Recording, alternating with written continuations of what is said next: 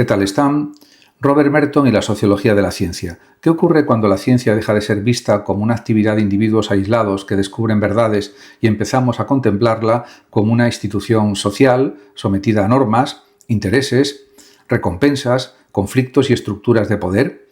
Esta pregunta, aparentemente sencilla, cambió profundamente la manera de entender la ciencia durante el siglo XX, y uno de los hombres que más contribuyó a formularla fue Robert King Merton, un sociólogo que hizo algo pues extraordinariamente positivo: estudiar la ciencia no solamente por lo que descubre, sino por la forma en que trabajan quienes la producen. Merton nos obligó a mirar al científico como miembro o parte de una comunidad, al laboratorio también como institución, al descubrimiento como resultado de una estructura social y al conocimiento científico como una actividad sometida a reglas rigurosas, reconocimientos y mecanismos de control.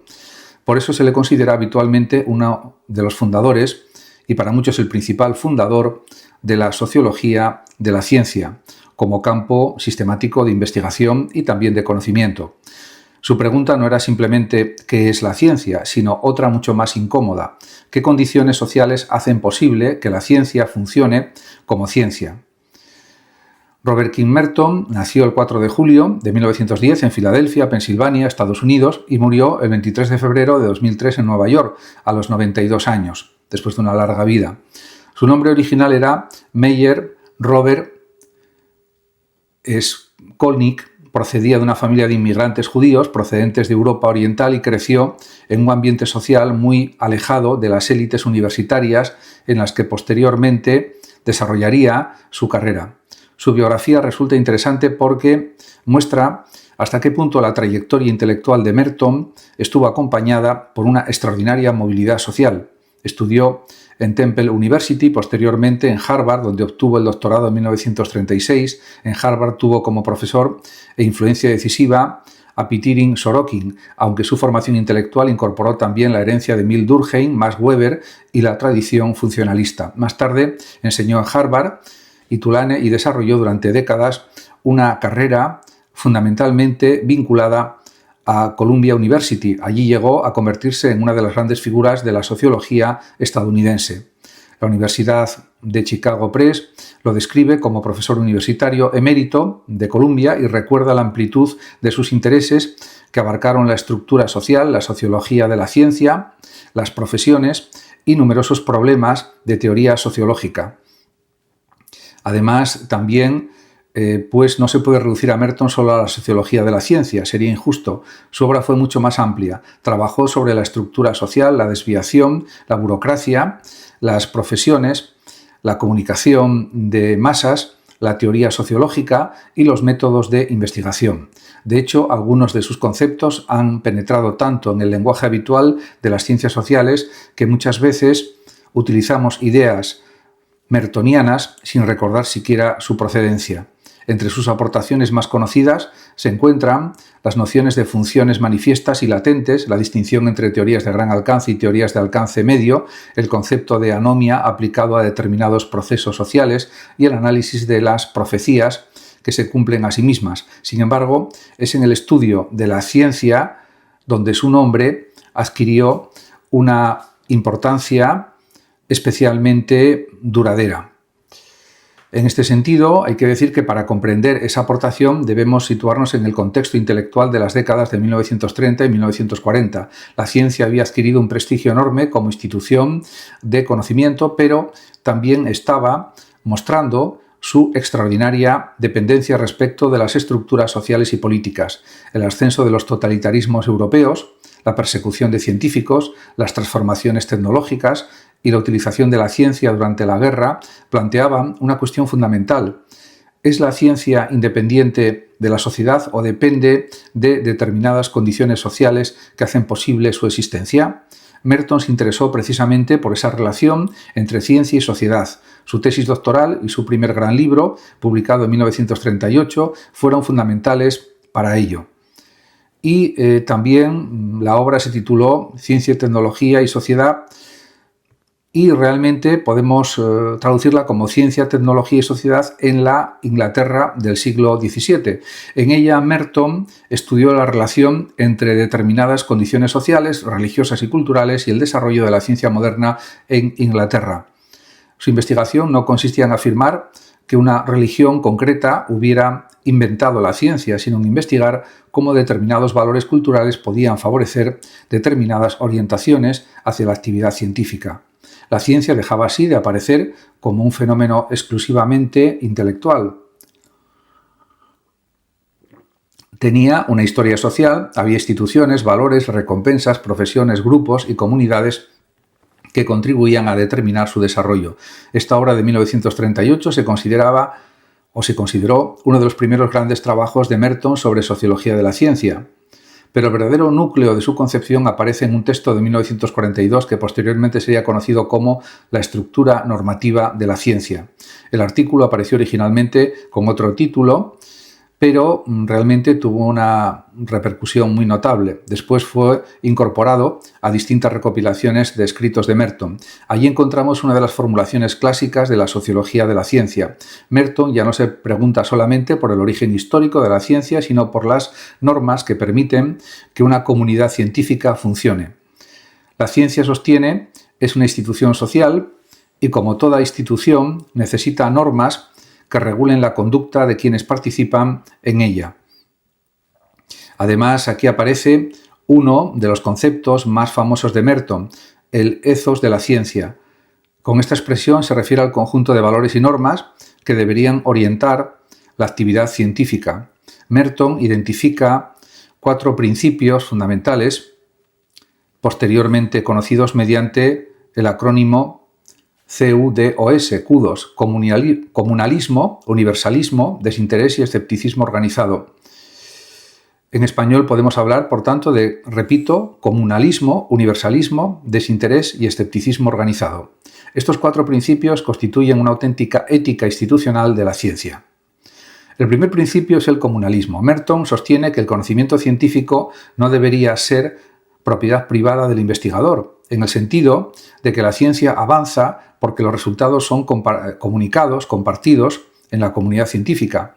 El científico descubre, publica y comparte. El conocimiento se incorpora a un patrimonio colectivo. Esto es fundamental porque ningún científico comienza desde cero. Cada generación trabaja sobre los resultados de las generaciones anteriores. La ciencia es acumulativa porque existe una comunidad que conserva, examina, critica y utiliza los conocimientos producidos anteriormente.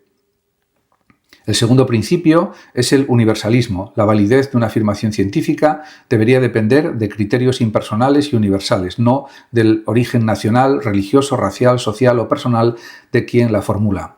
Una proposición no debería ser verdadera porque la hayan formulado un científico famoso, ni falsa porque proceda de un investigador desconocido. Lo importante es la evidencia y la argumentación. El universalismo contiene, por tanto, una dimensión profundamente igualitaria. En principio, las reglas de evaluación deberían ser las mismas para todos. El tercer principio es el desinterés. Aquí Merton no está diciendo que los científicos carezcan de intereses personales, ambiciones o deseos de reconocimiento. Sería ingenuo interpretar así su argumento. Lo que sostiene es que la institución científica necesita establecer mecanismos que impidan que los intereses particulares destruyan la búsqueda del conocimiento. El científico puede desear prestigio, reconocimiento o una posición académica, pero el sistema científico exige que las afirmaciones puedan ser sometidas a comprobación y crítica independientemente de esos intereses. Y llegamos al cuarto principio, el escepticismo organizado. Quizás sea el más fascinante de todos. La ciencia no puede funcionar si sus afirmaciones son aceptadas por autoridad.